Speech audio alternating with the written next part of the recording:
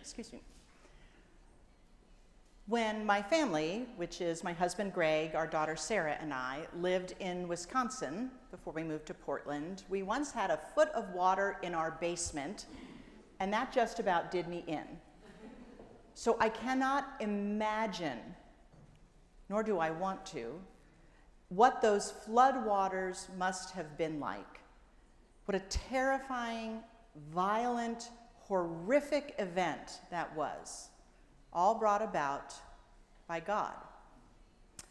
Because if you think about it for just more than a minute, you realize that this is really a terrible story, and not the stuff that might decorate a baby's nursery.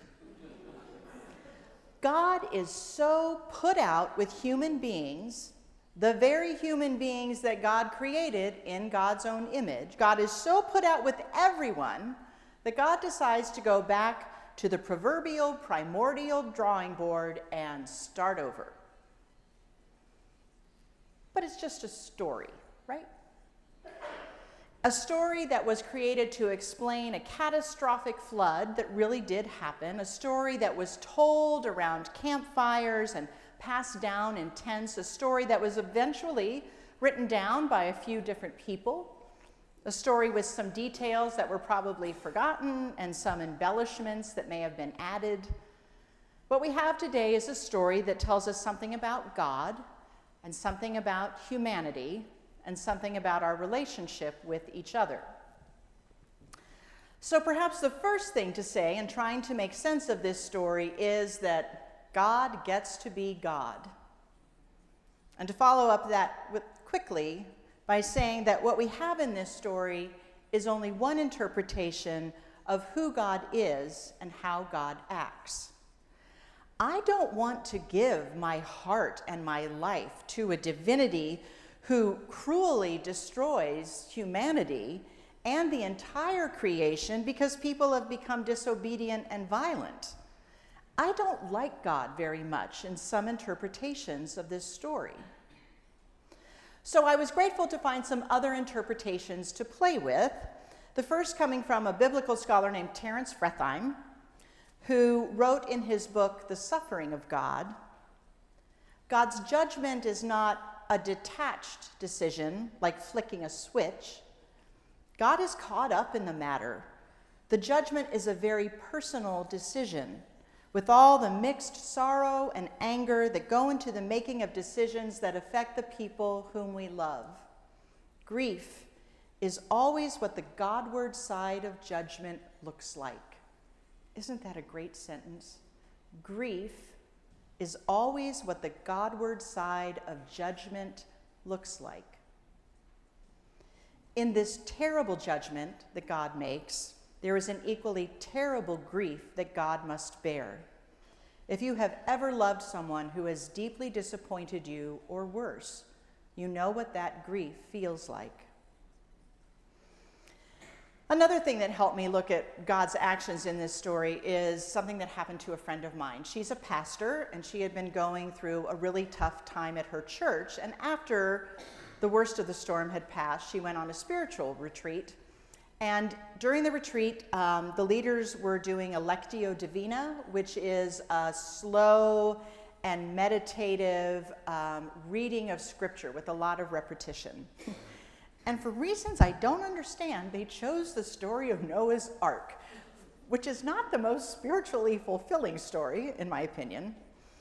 And as my friend sat there and meditated, and she just got angrier and angrier, and when they read the line, the Lord shut him in, well, she'd had it. She felt shut in, claustrophobic, stuck with a bunch of stinking animals in their stinky place. But then, so many great stories turn with that phrase, but then, something happened and her heart turned, and that phrase took on a different meaning. She went from feeling trapped to feeling protected. She said, from feeling stuck to feeling rescued, preserved while the water swelled and raged around the boat. And even though the boat was storm-tossed by the flood, I was shut in, safe. The last thing that helped me with this passage comes from Walter Brueggemann, Old Testament scholar, who noted that amid the crashing waves and God's judgment, God remembered Noah. And not only remembered him and his family and all the animals, but sent the holy breath, wind, spirit over the waters to calm them and dry them out. Just as God's breath blew across the waters at creation, so God's breath blew once more a new creation, a second chance. So for me, the terribleness of this story is lightened just a little bit when I think about God's grief and God's protection, God's remembering Noah, and God's giving all life a second chance, a new beginning. We Pacific Northwesterners live in a place that was created by floods some 14,000 years ago. The Missoula floods began. I recently went to Multnomah Falls and had the best conversation with the ranger there and got a map and everything. The Missoula floods began when the ice dams that created the glacial Lake Missoula ruptured, and the massive lake was set free and cascaded down and out. And because of that terrible event, we have the Columbia River and its gorgeous gorge, and the Willamette Valley and the Alameda Ridge just a little bit to the north of us. We could say that we are descendants of a flood, and I wonder how that not only impacts how we hear this story, but what we do with this story. I find the geological history very interesting, but I don't really think of my primary identity as being someone who is a descendant of those who survived a flood, or even as someone who lives in a place that was created by a flood. My primary identity is as a beloved child of God. And that's what really informs not only how I hear this story, but how I respond to it. The God who is my divine parent is not violent or cruel, but on the side of life. As a beloved child of God, I believe that we human beings do hurtful things to each other, to the creation, and to ourselves, and when we do that, God is grieved. I also believe that God creates places of safety and protection for the vulnerable and for those on the margins, and more than that God calls all of us, beloved children, to be about the work of creating safe, life-giving space for those who do not have such a place. You could say that we too are ark builders. And that sounds a bit daunting. But then, there's that phrase again, but then I look around this place and I think about all that I saw in my first week here. I think about the way you all care for each other and look out for each other and help each other within the church family. And I think about the worship service last week and Pastor Liz's care in inviting people to participate in the confession or not, in inviting people to consider their gifts rather than make an offering. What a gracious way to include those who may have been hurt by the church or are distrustful of it. I saw some beautiful quilts that are donated to organizations and people for people who are going, whatever kind of storm they're going through, who literally need a warm blanket. I think about your ministry partners that share this place in rooms that I may never find again. If I'm missing for more than 2 days, I'm somewhere. The Milk Crate Kitchen, which is so cool, and Peace in Schools and others who are making our city a little more livable for folks.